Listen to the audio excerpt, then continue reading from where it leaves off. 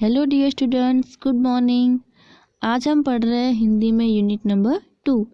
Last video में हमने unit number 1 जो था बेटी वो कंप्लीट किया और आपको आज होमवर्क में उसकी वर्कबुक की जो एक्सरसाइज है वो कंप्लीट करनी है। और आज हम करेंगे यूनिट नंबर 2, हम भी बने महान। फर्स्ट यहाँ पे उसके बारे में दिया हुआ है, सीधे साधे कार्य एवं घटनाओं में कर्तव्य पालन, प्रामाणिकता, मानवता, अविरत अभ्यास आदि तत्व जुड़ने पर कार्य और कर्ता दोनों की गरिमा और महिमा बढ़ जाती है। प्रस्तुत इकाई में स्वामी विवेकानंद, गोपाल कृष्ण गोखले, सचिन तेंदुलकर और हजरत अली के जीवन से जुड़े कुछ प्रसंग दिए गए हैं, जिसमें उनकी महानता के कुछ बुनियादी गुण द्रष्टव्य होते हैं। यदि गुण हमारे जीवन के लिए प्रेरणा पीयूष है, ऐसे गुणों को अपनाकर हम भी महान बन सकते हैं। स्टूडेंट्स, यहाँ पे जो है ये 4 जो व्यक्ति है, स्वामी विवेकानंद, गोपाल कृष्ण गोखले, सचिन तेंदुलकर और हजरत अली, उनके यहाँ पे उनके जीवन से जुड़े कुछ प्रसंग यहाँ पे हम आज डिस्कस करने वाले हैं। तो कोई भी जीवन में हमारे कर्तव्य का पालन करना, प्रामाणिक रहना, हर किसी के प्रति मानवता बनाए रखना और अविरत अभ्यास जो है, ये सारी चीज़ें जो है वो हमारे जीवन में बहुत ही महत्वपूर्ण है। इन सभी की महिमा क्या है और उसका हमें कैसे उपयोग करते रहना है हमारे जीवन के दौरान, वो यहाँ पे हमें बताया जाता है। यहाँ पे स्टार्ट करते हैं। फर्स्ट है कर्तव्य। मेले में सब खिलौने ले रहे थे, तब नरेंद्र नामक एक लड़के ने 2 रुपए का एक शिवलिंग खरीदा। अब भी उसके पास एक चवन्नी बची थी। मेले में जब गए थे सब लोग, तभी नरेंद्र यानी कि स्वामी विवेकानंद है, उनका बचपन का नाम नरेंद्र था।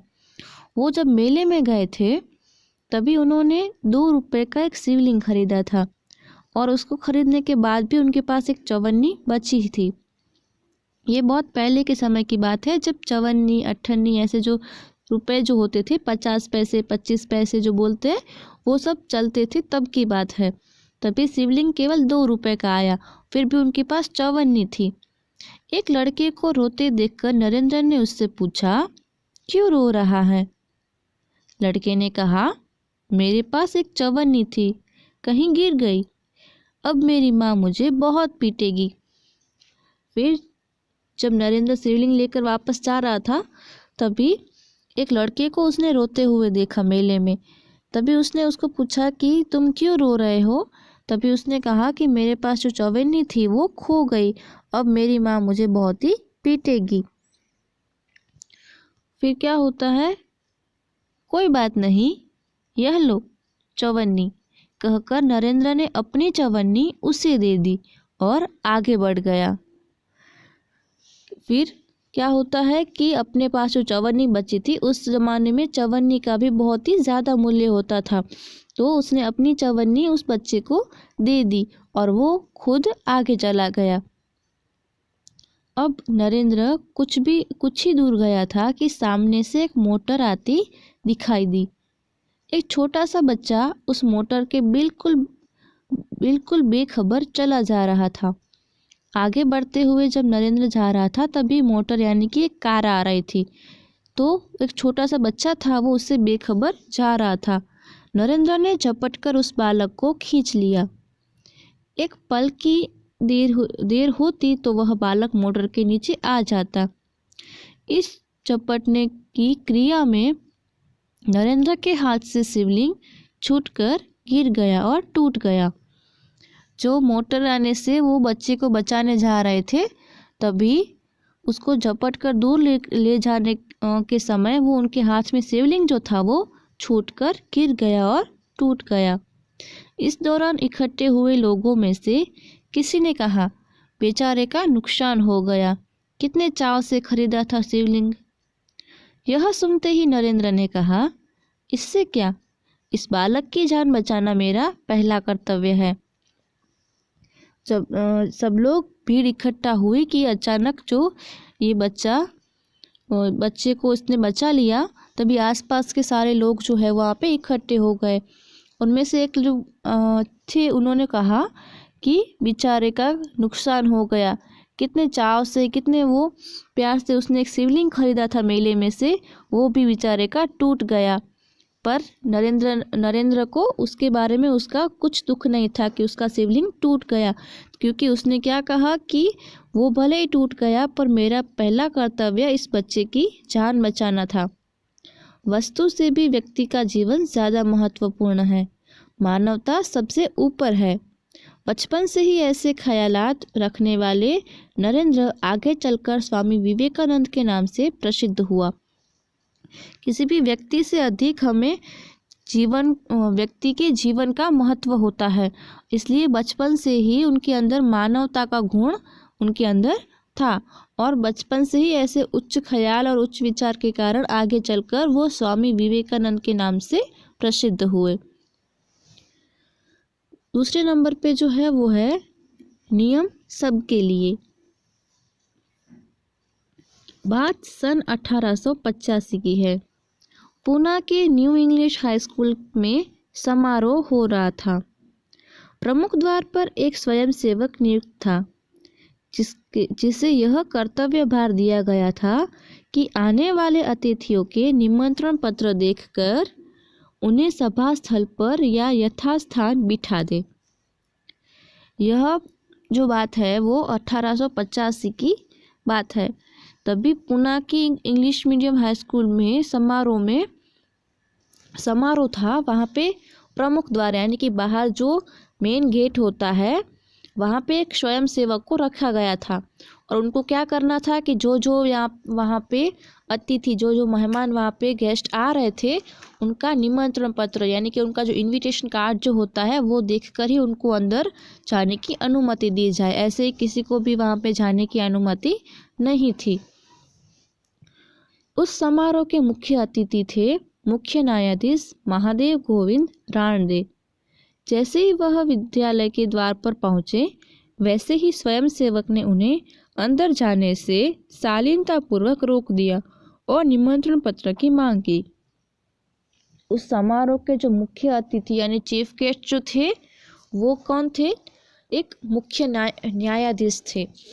उनका नाम था महादेव गोविंद राणदे।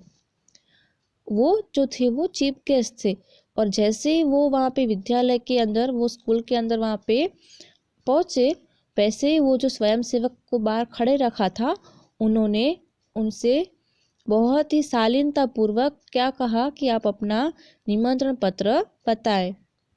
बेटा, मेरे पास तो निमंत्रण पत्र नहीं है, राणदे ने कहा। वो चीफ गेस्ट थे और उन्होंने क्या कहा कि मेरे पास तो निमंत्रण पत्र नहीं है, क्षमा करें, तब आप अंदर प्रवेश न कर सकेंगे। स्वयंसेवक का नम्रतापूर्ण उत्तर था। उन्होंने नम्रतापूर्वक बहुत ही अच्छी तरह से उन्हें कहा कि तो फिर आप क्षमा करें, पर अगर आपके पास निमंत्रण पत्र नहीं है तो आप अंदर प्रवेश नहीं कर सकते हैं।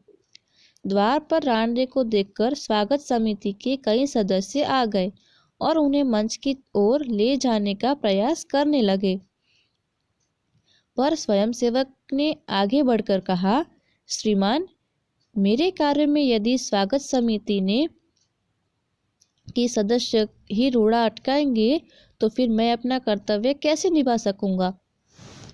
फिर वहाँ पे जो स्वागत समिति के और सदस्य थे वो वहाँ पे द्वार के पास आ गए और उन्होंने क्या कहा कि उन्होंने राणदे है उनको समझाने की कोशिश की कि ये जो है वो चीफ गेस्ट है, उन्हें जाने दे।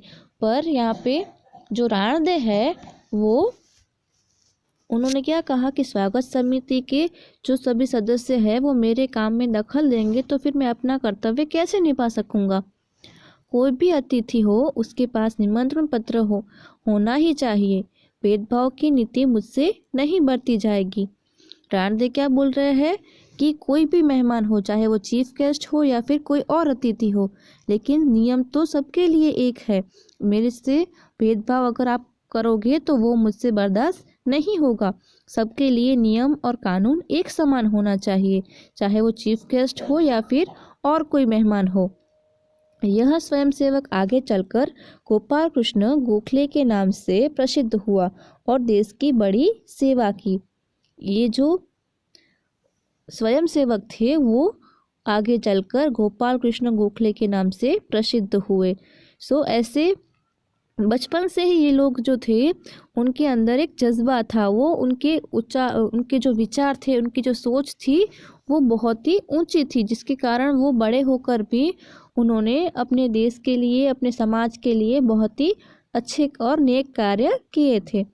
अभी हम यहाँ तक रखते हैं। नेक्स्ट वीडियो में हम दूसरे जो 2 है उनके बारे में हम बात करेंगे। दूसरे 2 प्रश्न हैं वो हम देखेंगे। आपका होमवर्क जो है वो आपकी वर्कबुक की एक्सरसाइज कंप्लीट करनी है, यूनिट नंबर 1 की। Okay students, thank you, bye.